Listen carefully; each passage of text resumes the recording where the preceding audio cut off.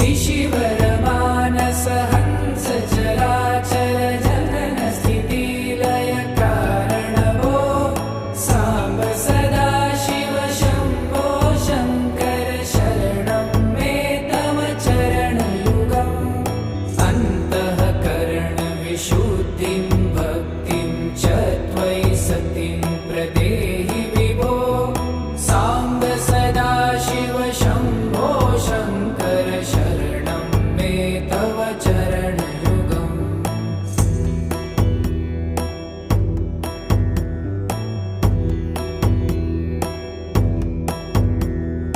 करुणा